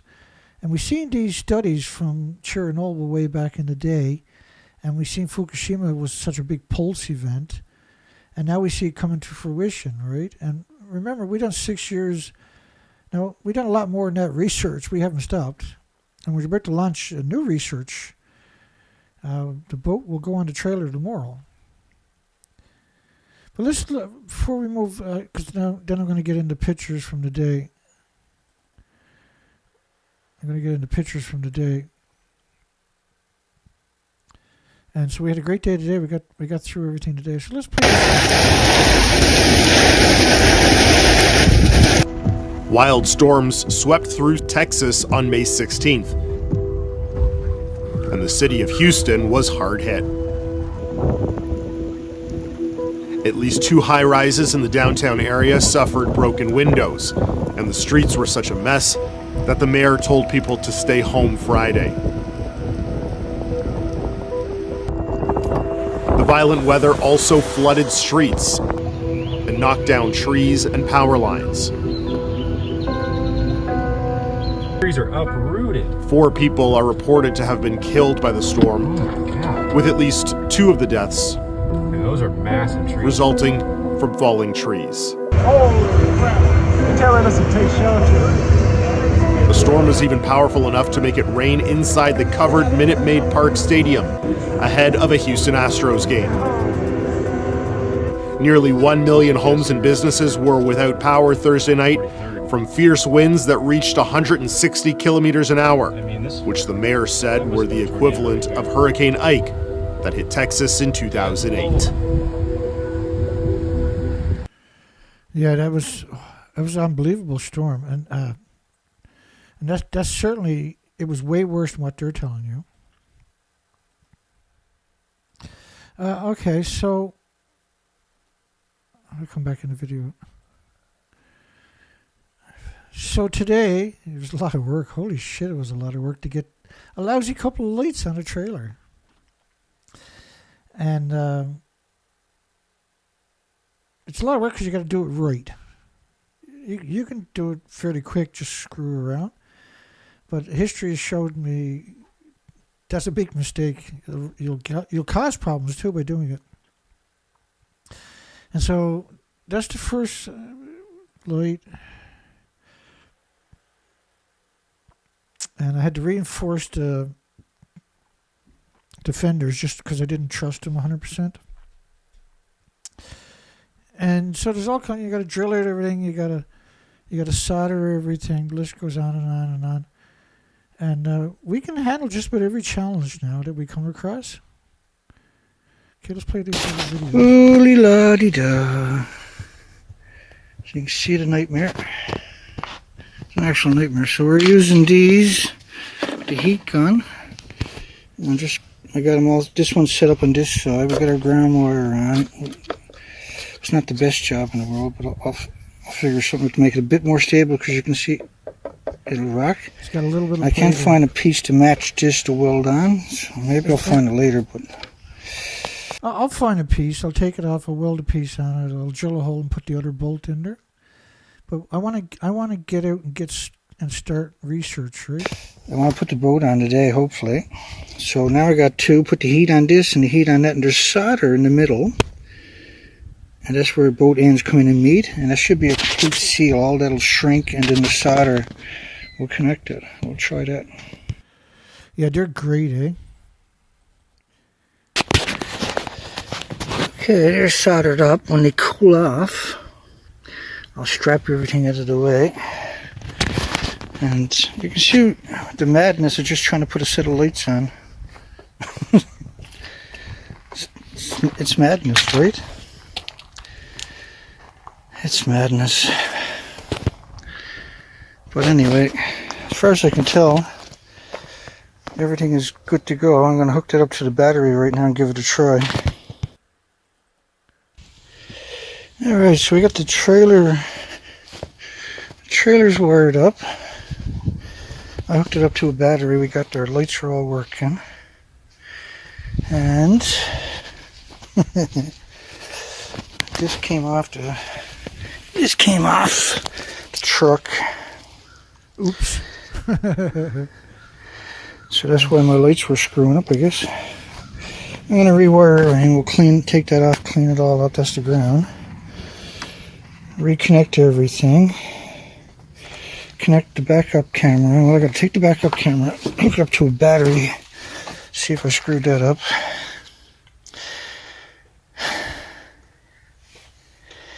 And get all that put away. We're getting up in the afternoon now. It must be 2:30, I suppose. Looks like we'll get the boat on this evening on the trailer. And the motors, hopefully.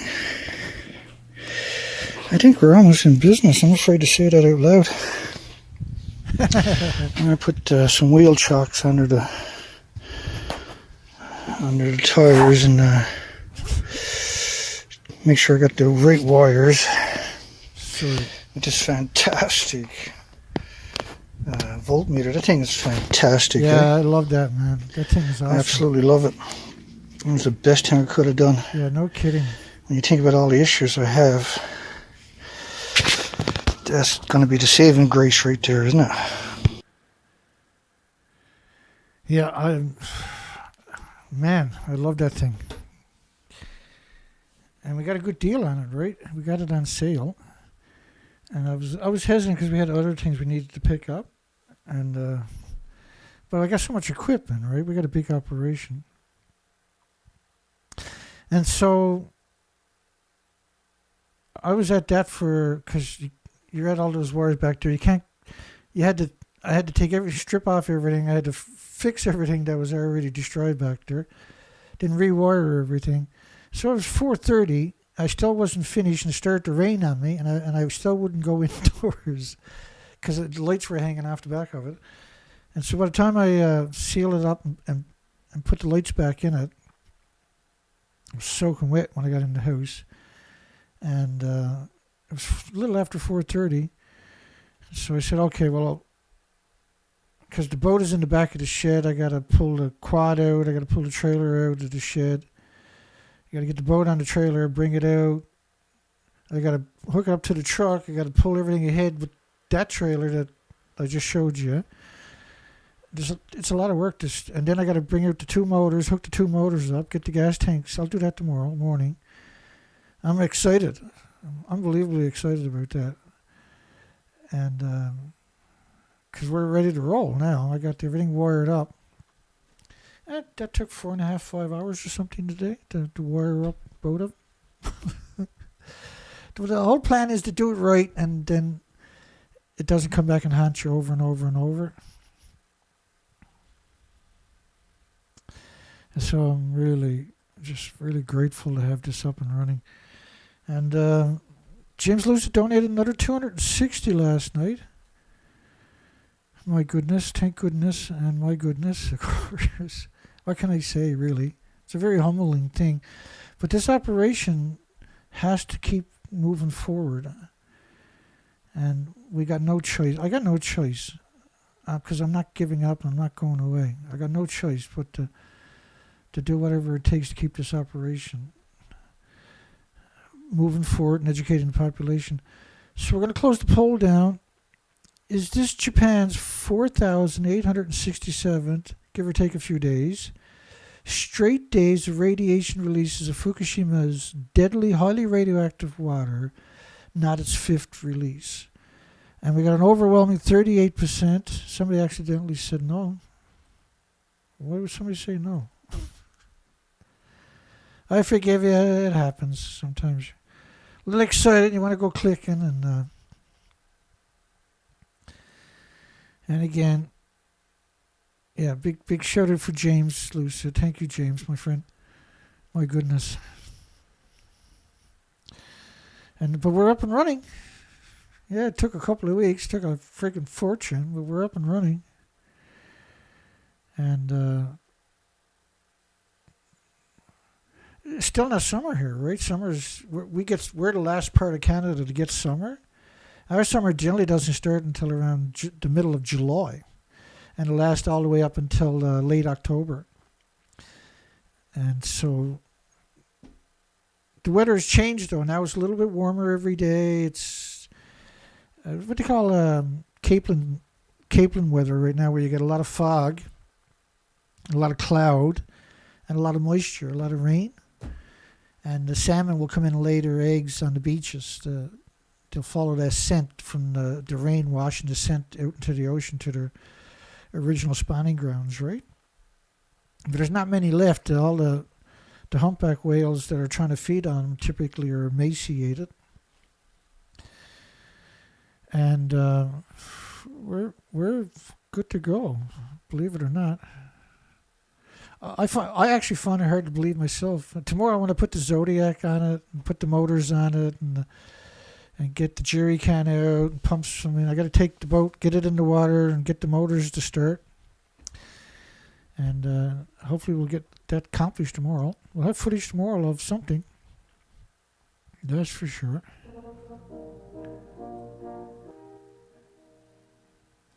Let me get another song in there. Not this one. No, that's not the one. Hang on. Not that one. This one. Here we go. We'll call it a night. Hugs for everybody. Have a great night. Have a great day tomorrow. Now, tomorrow night we're going to be covering species die-off video. And I warn you in advance, it's terrible stories. All the species are emaciated, starved to death. And it's overwhelming. It's unbelievable how much. And the insects are basically disappearing at a rate. And all of this is post-Fukushima meltdowns. All of these events. If you go back pre-Fukushima, you don't see any of these connotations, right? But post-Fukushima, go 1-2 years out after Fukushima, and this is where you see this started. It's the same thing with the supercell storms. It's the same thing with the flooding. It's the same thing with these very cold weather veins and stuff like that.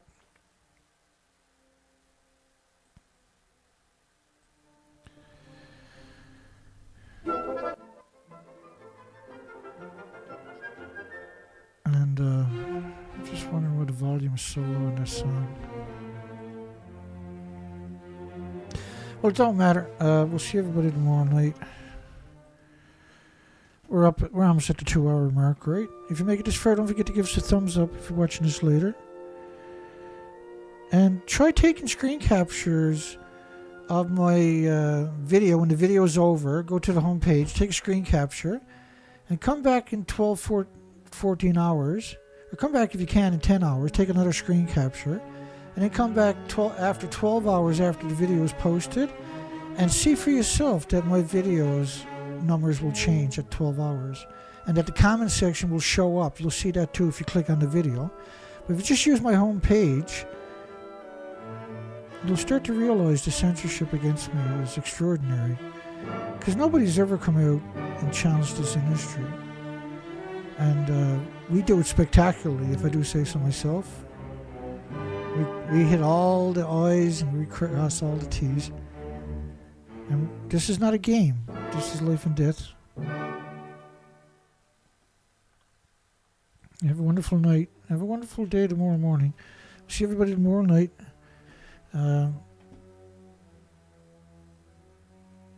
have more footage tomorrow. The boat will be on the trailer tomorrow. I'll give a frig if it's a snowstorm. I'm putting the boat on the trailer tomorrow. Take care, folks.